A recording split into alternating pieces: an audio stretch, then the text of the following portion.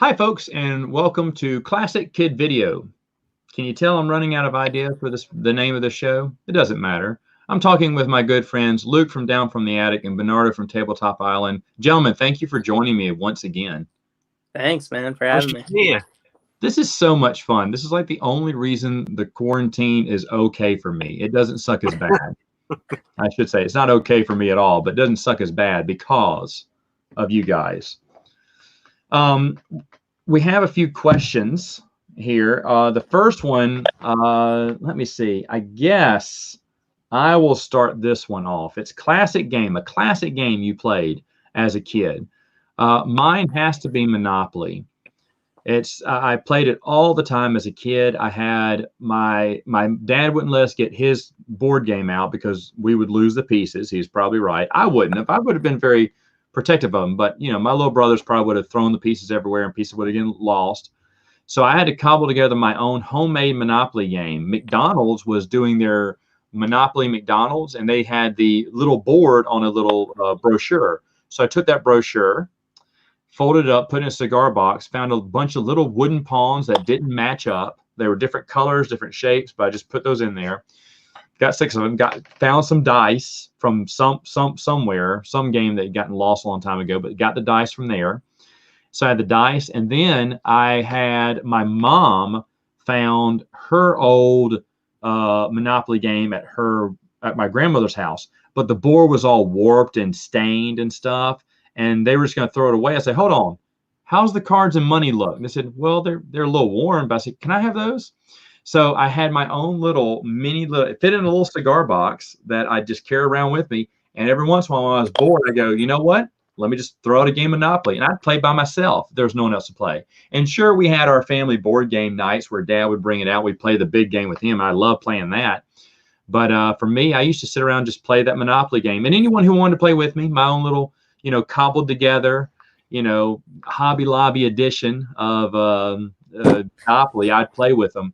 But that was the one classic game. There's a lot of classic games I played. But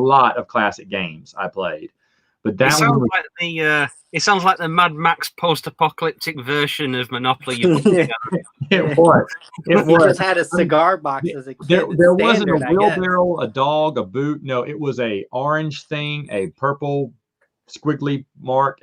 All the pieces were different colors, but they were all different shapes. And that's what I used to play that game. And like I said, there are tons of other great classic board games I played as a kid, but that probably none more than that.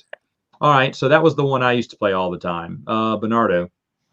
Payday, actually. I absolutely loved Payday growing up. It's a game where you have the calendar month and you're going through to basically collect bills is what it feels like. It's like the real world. You go through the month, you get a bunch of bills. At the end of the month, you have to pay for it. If not, you got to take out a loan to pay for it, which you owe interest on. And there's just a whole bunch of real life situations in the game. But we played this a lot. It was definitely my favorite game growing up. Between this and I played Sorry a lot, but I didn't really like Sorry because it frustrated me more than anything. But Payday, I absolutely love that game. I still have the original Payday from when I grew up upstairs.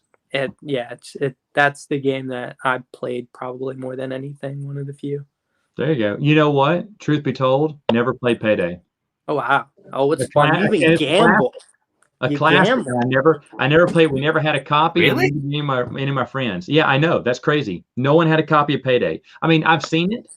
Obviously, to be fair, I haven't played Life. So there's another one too that I would call classic that I've never played is I'll let Luke get to his just in case he names it. So Luke, what is a classic board game you played a lot as a kid? Okay.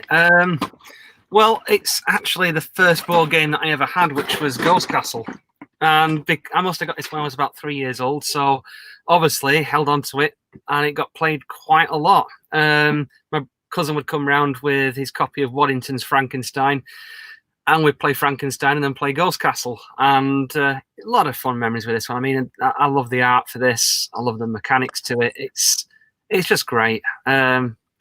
Obviously it's been rethemed for the Ghostbusters one. I think it was Witch before it was Ghost Castle. But yeah, I've held on to this because pure nostalgia. I love this game. I love the classic horror element to it. The artwork's just iconic to me. It's great. Simple game, roll and move, lots of different traps around the board. It's great. It's great fun. Simple game, over in 20 minutes. And I think that suited my parents at the time as well, you know. But Yeah. Yeah, an awesome Want to play childhood. this again? Okay. That's awesome, though. That's awesome, though.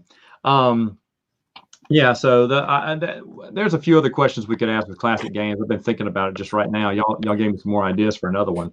But let me move on to the next one, which is an interesting one. Favorite theme for a vintage game. As you know, vintage games have some crazy themes. We've talked about some of the weird themes, but we haven't talked about one of our favorite type of themes. So, Bernardo, I'm going to go ahead and let you, because I think this was your question, right? Yes. Yeah. I Yep. think this is That one of was your one of them. questions here. So, what is your favorite vintage board game theme, or one of them, I should say? Well, my definitely all-time favorite. I look for every game that has this theme. It's the Indiana Jones-esque theme. So the explorer going through a temple to get the jewel and bring it out. I absolutely love it. I'm an Indiana Jones fan, but I just love that theme so much. We got Fireball Island. You got things like Forbidden Bridge. Even I guess I couldn't say Tornado Rex because you're kind of just trying to get up the mountain. But just collecting the jewel and trying to escape with it. That overall theme, I absolutely I love that theme. So, Fireball Island would be your pick. Okay. Luke, what is your favorite thing? Before I get to Luke, hold on. Look at this guy coming late to the party. Oh no, he's a chipmunk. Can we keep it? He'll be back. When he comes back. Luke, go ahead. What is it? What's a good theme? Again, I'm saying the same as Bernardo. I really love adventure themed games. Again, a massive Indiana Jones fan. Grew up with the films. I think Last Crusade was one of the first films I saw in the cinema. So I'm a big indie fan. But yeah, games where you've got explorers going into a jungle or a temple, exploring, and there's booby traps, and I just love all that stuff. Like you know, like Rumble in the Jungle, Forbidden Bridge, Curse of the Idol, Lost Valley of the Dinosaurs. They're all that sort of theme, like adventurers going into this forgotten land with temples and ruins and dangers and threats. I love that sort of thing. I'm not massively into like fantasy, dragons, knights, wizards, spells. This is more my sort of wheelhouse. I really enjoy these sort of games, and I just don't think there's enough of them. There's a lot of fantasy. There's not an awful lot of adventure games. I agree. I completely agree. In fact, I'm going to go ahead and say adventure for me too. Case in point, Fireball Island, but the same ones you just all named. I call it, I think Norm and I called it the Milton Bradley Adventure series, you know, what they had. But who cares about Norm? He cheats at board games anyway. Your aspirations, I'll tell you what. Norm, how are you? I'm okay, brother. How are you doing? Doing great, man. I'll catch you back up on both questions here. Sure. First off, let's hear about a classic board game you played a lot as a kid. I would have to say the Game of Life comes to mind. I know we owned that game for a very long time. I know the box was gotten beat up to death. I don't know if we ever played that game completely right. This was the one that had like the stock cardboard thing with the numbers where you could bet on the wheel and things like that. I don't think we ever did that. But I guess as time went on, we started learning how to do that. I said, oh, this game's got more to it than we thought. We figured just spin, move, collect, pay, or whatever. But I remember playing that one. I remember that game got played a lot. Millborns is another one that we played a lot, the card game when we were a little bit older. But those games come to mind. We didn't play Monopoly a lot. My dad hates that game. It's funny because I remember bidding on the wheel. That was a lot of fun, man. If you could bid right and get all that money and you felt like a champion. Yeah. It taught kids how to play the roulette board. That's so nice. Yeah. I know. I've never played it. I've never played a game of life. I'm sad. Never played a game of I've never life. played it. I've never played it. No, I'm ashamed. Norm, There's like a million different things now as well. Oh, like yeah. Star Wars Game of Life. I think there's an Indiana Jones Game of Life as well. Ooh. The Star Wars Jedi's Path one's probably the best one I've played. They put so much detail in that game. Like you can build your own lightsaber. You've got like 4 different types of personalities that you can kind of collect, and even at the very end, depending on what your dominant personality is, they'll tell you what kind of Jedi you are. But you can take the Sith path, you can take the Jedi path, and the Sith path allows you to cheat. So that's like to cheat. Mm-hmm. I do like to cheat, apparently. Yeah. So is it better than Twist and Turns? Ooh, I like Twist and Turns a lot too. That's a tough one. I guess it just depends on what's more up your alley. Wait, what's Twist and Turns? Go ahead, Norm. If I remember, Twist and Turns has like 4 different pathways you can take, but you can choose which path you want to take. And each path has, I think, things that you can get, like houses and cars and things like that. And it's an electronic version too. It's been a while since we played it, but I remember that being a very cool version of the game. And it's not that expensive either. Yeah, that's what you told me. Yeah, so that's what he told me was his favorite. Now, Norm, earlier I said I've never played Payday. And Bernardo said he's never played, a game of life. So I don't know. I think his is bigger of a shock. I don't know. Unless Luke is going to trump us all and say, "What's Monopoly, you guys? You keep saying Monopoly." I hate Monopoly. Well, it explains why Norm reviews it and enjoys it a lot. He didn't overly play it growing up. If you look at some of Norm's Monopoly board game reviews, the Monopolies that he's using are not your daddy's old school Monopoly anymore. They've kind of added a few more twists and turns, so to speak, to it. Yeah, Mario Kart's a great example. I got that one. That's a lot of I heard fun. about like the Cheaters edition, and I'm interested in that because my dad would always cheat at Monopoly, and like it comes with a pair of handcuffs. Yeah, you get caught cheating, you get handcuffed. That's a pretty cool version because you're trying to get away with these cheats, so you're watching everybody else. And I realize we have to try to distract people somehow in order to get the cheat done. Like you can accuse someone of cheating while you're cheating. Have you ever played Monopoly Empire? That's probably the one I've played the most because it only lasts like 30 minutes. It's a solid filler Monopoly, which sounds crazy, but it's a really good version. It's a short little game, yeah.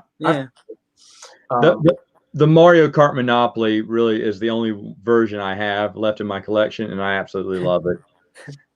Absolutely love it. But I've seen some of Norm's reviews on some of the Monopoly games. I'm like, wow, that was a little bit different now. I kind of like it, and I think Norm would do really well the Cheaters edition of Monopoly.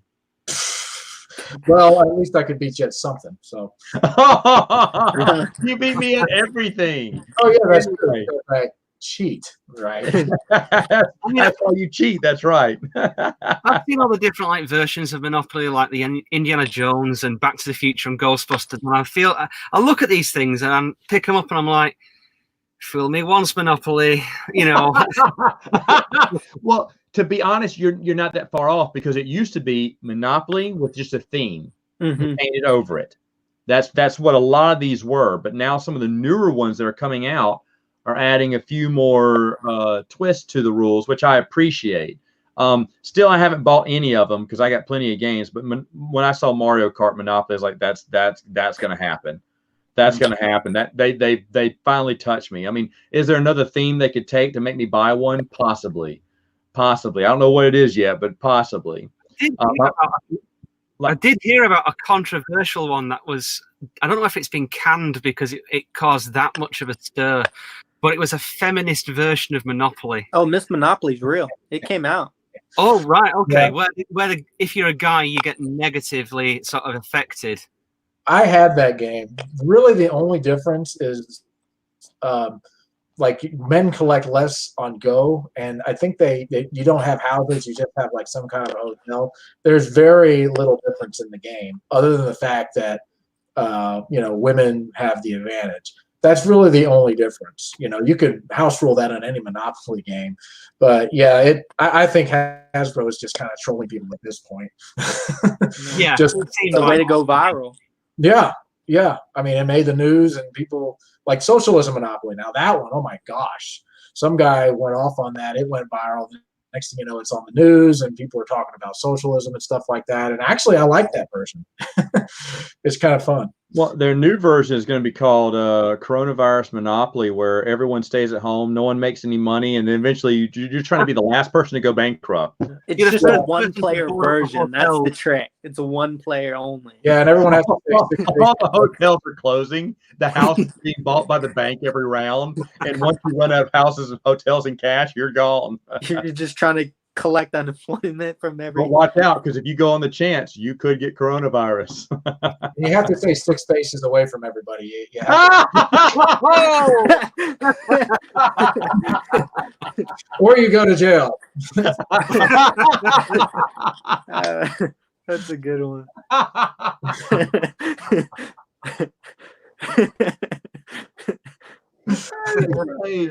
Oh man. Okay, so no. The second question. Yeah, what was it? Oh, themes. It's a theme, board game theme. Go ahead and tell us your board game theme. I kind of like pirate games. The Broadside and Boarding Parties game I really like a lot. There's a game called Black Fleet that I like a lot.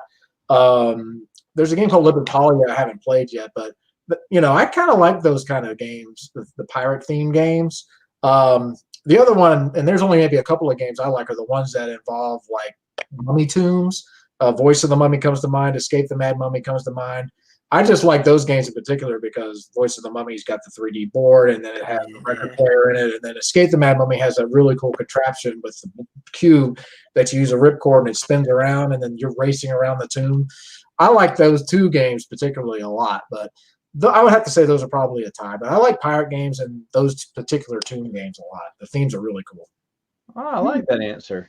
Mm-hmm. Pirate games, that was my second choice. I mean, I looked through my collection, I was like, yeah, I've got quite a few games here that are pirate themes, so I must like them, Mm-hmm. Anything with treasure, I guess. I can't count it all in one for me. Yeah. I got treasure, I like it.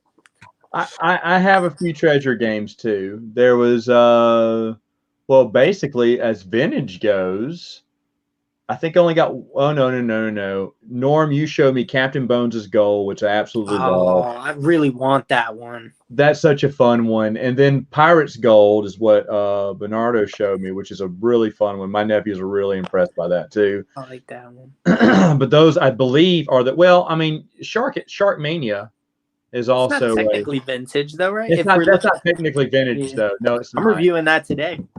Oh, it's a great game. Yeah.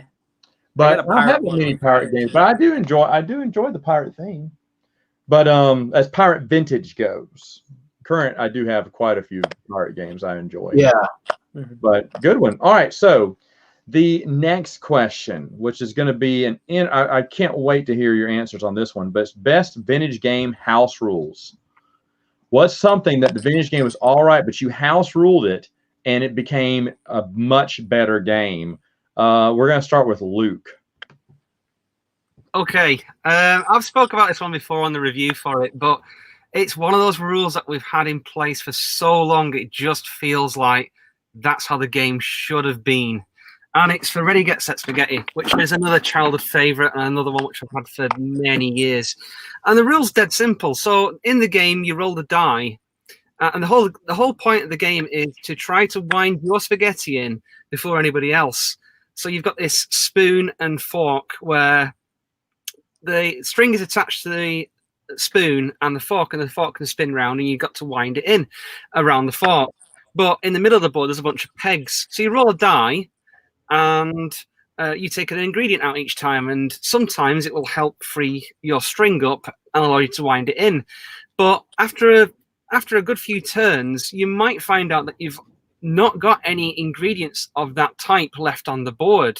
Now in the game, in the standard rules, it'll say, well, tough luck, you've failed, basically. It's almost like a miss a turn. how we play is you get to put one of those pull tokens back into the board, and you can be really vicious with this. Like you can wedge it right in between, like one of your opponent's strings, and make it more difficult for them. Yeah, it's a great addition to the rules, I think, and it just makes it a lot more fun and engaging. It does. I agree. Did you say that is one of your in your review? Did you say that was one of your house rules? Yeah. Mm-hmm. I must have missed that. My wife and I recently played that game. She's like, "This is great. How'd you find out about this?" I went, "Oh, this was Luke. I found out about this game from Luke." She went, "I love this game." I was like, "I know. It's a lot of fun, isn't it?" Mhm. She won too. I should also preface that she won. That's another reason she really loved the game. But no, that's a good house rule. All right, Norm, what's a good house rule that has made a vintage game better for you? I'm going to go with Forbidden Bridge. I know that we've done some house rules on that one before. One thing I did is rather when you roll the die, I'm trying to remember how I did it, but they have those two little studs on the bridge where you can place your player. Well, I made a rule to where you can move a player onto just one of the studs instead, and I made it replace something. So this way, it will increase the chances of the guy falling off the bridge. I know that there are some people that complain that say, "Man, nobody ever fell off the bridge," and it's kind of chance if that happens. But by doing that, you increase the chances of that happening. And I think I had made some kind of a die, like if there's a jewel that falls off of the bridge and lands in the sand, rather than just picking it up, you have to roll the die to try to pick up the thing. And there's other things like I think there's a boat leak or something. So if you roll the boat leak, you have to put a cube on your boat, and then you have to fix the leak or something like that. But I just added a few rules, and it's something I tinkered around with. But to me, it made the game better because it did just have that little broken aspect with the jewel, and it kind of fixed up the problem with the bridge that some people experience with the characters not falling off enough. Forbidden Bridge is the one that I thought a lot, but we've all made house rules around this game. Oh yeah. Luke takes out the guardrails. That was smart. I'm actually going to start doing it because I hate putting those in. It just makes it more of a risk, like especially I think it's the plank nearest to the idol. There's a railing there, and you kind of want it to be like you get that far and you can get thrown off the bridge. I mean, it's funny when it happens.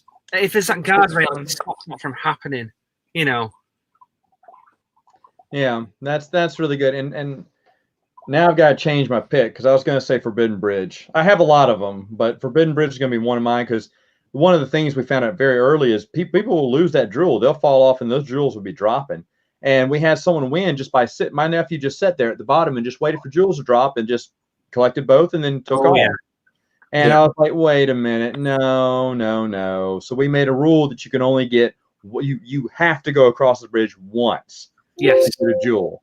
If it falls off and you've already gotten one on the floor, you can't get another one. And how we know that is we tip your boat over to show that you've already gotten one from the floor. It's the jewels underneath it, but you already did it once, so you can't do it again, and you got to go across the bridge. If you drop it, you just got to go back across the bridge and get another one. That was a rule we made because the game ended like that. My little nephew didn't even, the second or third game we played, he saw that so many gems were falling on the board. He went, I'll just stay here. I don't need to go anywhere. He even kept his boat docked. He would move his boat, move up and forth, and then jump out of the boat and go get the pieces, then jump back in his boat. It's like, I don't know if that's illegal. It's like, wait a minute. Yeah, I thought you could only get out at the beach. Say what? I thought you could only get out of your boat at the beach. Well, he was getting out by those logs. Ah, right, okay. The logs is what he was jumping onto because they were crossing over. So why not just jump off on the bridge from your boat, he thought. And I was like, well, I guess you can. When he went to go get his first one, he said, can I just use my boat and just go out there and just jump on the log? I said, oh, sure, we can use those log spaces. That's a good idea. And then I was like, wait a minute, I see what you're doing now. No.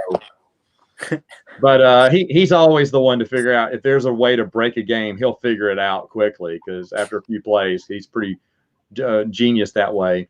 I'll pick another one, though. I had a second one that I kind of liked. It really made the game a lot better for me. But X-Men Alert, you're just basically, it's got these great figures, but the game is just not there. You're just playing and just fighting 1, 2, 3 people. It doesn't matter. you're hardly moving at all. You have these little score marker pawns that are moving, but it's really not that fun. And then it's almost impossible. There are tons of X-Men to choose from, but you only start with one. There is a small chance you can get a second one, maybe even a third one. The game lets you have up to 4, I think, but there's no way you can get 4 because the opportunities don't come that often. Well, if it does, it only comes to one player. So at the end of the game, 2 players may have 2 X-Men, but the other 2 only had 1 the whole time. It's so hard. So what I did is like, okay, when everyone gets the opportunity to get an X-Men, that person first gets to go through the deck, pick the X-Men they want, add it to their team. Afterwards, everyone else, you shuffle, and they get a random X-Men. Maybe not one that fits well with what they wanted. That some of these can combo pretty well, or can, where you have a weakness here, you have a strength here. But now they get a random one, which, makes, you landed on the spot, or you got the card that allows you to do X-Men. Good. You get to pick the one you want. And you get to pick someone else's too. And if you pick someone else's, then they get to randomize 2, so, but we've done it that way. And I think by the end of the game, most all of us had about 3 or 4, which was much nicer and made the game a lot more enjoyable to play. Because when you're only playing with one X-Men the whole time, you're like, well, I already know my strengths and weaknesses here. But when you have like 3 or 4, like, oh, I could go pretty long here without dying or having to rest up. So that's one, but Forbidden Bridge is probably the top for me. Yeah. All right, Bernardo, a vintage game, house rule that you enjoyed. There, I think my favorite is going to be the Lost Valley of the Dinosaurs.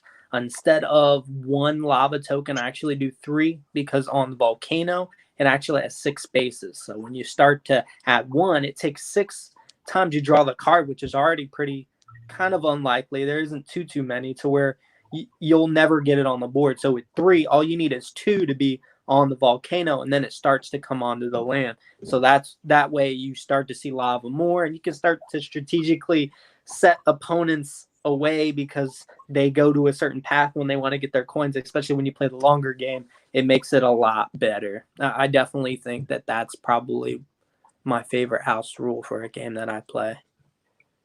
That's awesome. Again, I have to change my mind. I forgot. I got little gems for Fireball Island, the original one. I got different colored gems for that. I got a white one, a blue one, and a yellow one or orange one. And whenever we play with a certain piece of gem, that gem gives you a special power. Oh. In the game. I have it written. I need to pull that out. But yeah, I found just found the extra pieces for gems, and they look just like them, but they're just different colors. I don't know what game they come from, but they fit perfectly into that old Volcar spot. I was like, were these, does someone have a 3D printer and make them or something? But the card game called Dragon Master that I have that has those gems. What colors were they? There's green, there's white, blue. That's what it is. Green, white, and blue. Yeah. That's what it is. The other color is green. Yeah, which is another great game if you like card games. It's beautiful. The artwork's made by the same guy that did the Dark Tower artwork, and it's a very cool game. Okay, that's what I found on eBay for like 99 cents on. I don't know what that is, but I think those are Volcar gems, and I bought them. I was like, shut up. Yeah, What do you mean gems? So like, you remember in the original game, the Volcar gem is red. We're the talking stone about or the jewel or whatever. Well, they have green, white, and blue in this other game. And so I just put those up there and just interchange them with Fireball Island and give them special powers. Mm-hmm. And whichever game we play. And what I do is I shake, and then drop one of them on the board. And that's how we were playing it. Now, I haven't played the vintage Volcano Island since the new one. I mean, vintage Fireball Island since the new one came out. But I know. I'm sorry, Volcar. But I still love it. I think it's great. But yeah, that's what we used to do just to have fun with the game. I've even heard someone make a house rule where they took and I thought if I ever find this again, because I used to find it at flea markets, the little metal pawns for Clue, the murder weapons. Mm-hmm. Yeah. They even had you take those out and then use those as items that your guys can find and what those items can do for you on Fireball Island. People were before Restoration Games took it over, people were cobbling together a lot of classic games and interweaving them with Fireball Island. I absolutely loved it. Yeah, they still do a pretty good job with the new one. Like I was telling you guys, I'm almost done collecting all of the artifacts, but he created an Indiana Jones theme for the new Fireball Island and found a way to add Forbidden Bridge as an expansion to it, which is insane. The rules he came up with were really solid, and he even created printouts that look like the ones from the new game, how they're all set up with the items. He did all of the arc items, all of the 5 Crusade items. It's sick. That's what we need to do, Luke. We need to combine Curse of the Idol with Forbidden Bridge that goes through Fireball Island, that leads into the Lost Valley of the Dinosaurs. Just have one epic adventure game, which would be unbelievably awesome. Wow. Well, I mean, they released, didn't they, with the Curse of Volcar? They did like a creation set where the board was just blank and you could paint it and theme it however you wish. I really want to buy it. I really do, because I have some time to paint, and I've been exercising my painting a little bit, and I kind of want to make I initially thought making a snow one would be kind of cool, but I really want to make just this almost the same board but more detailed by like getting the grass on it and stuff like that. Maybe making his mouth glow, because I saw someone do that online. Yeah. The only I kind of want to make it extreme. I've seen with the creation kit, and I can't seem to find photographs of it anymore, but it was superb. It was the minecart from, well, it was basically the whole set of Temple of Doom. So one side of the island was like underground, and the channels would be all the minecarts. You'd have Pankot Palace on the other side. The center of it, where Volcar was like Kalimar, with the Shankara stones in the eyes. It was fantastic. That's kind of amazing. Wow. Imagine that actually. You go into the cave for Fireball Island, the new one, and then you appear somewhere else. Ooh. That's the thing. The caves are the networks. You go into the cave, roll the die, and that takes you either to Curse of the Idol, Forbidden Bridge, or Lost Valley of the Dinosaurs. Yeah. Or just Monopoly Jail. We'll just throw that in too, because why not? Yeah, roll a 6 now. Dang it. Okay, well, there you have it. Those are good questions, good answers, everyone. I got to everyone with that last one, right? Yes. House rules and everything? Okay, that's what I thought. Okay, good questions. So there you have it. So for all the people who like vintage board games, go ahead and tell us, what's a classic game that you played 1,000 times as a kid? Doesn't matter if you didn't play it now. Also, let us know about the best theme for vintage board games. Maybe it's a particular game that you really like the theme for. Let us know that. And of course, finally, is there a house rule that you came up for a vintage game that you really enjoy and that you play with every time? Again, thank you for all my hosts. Folks, check out Bernardo on Tabletop Island. Check out Luke from Down from the Attic. And check out Norm from the Board Game Museum. They've all got great content coming out daily, weekly, monthly. Just depends. Well, they got nothing better to do. So thanks, guys. Thanks for being on. Thanks, Matt. Thank you. Pleasure. All right, folks.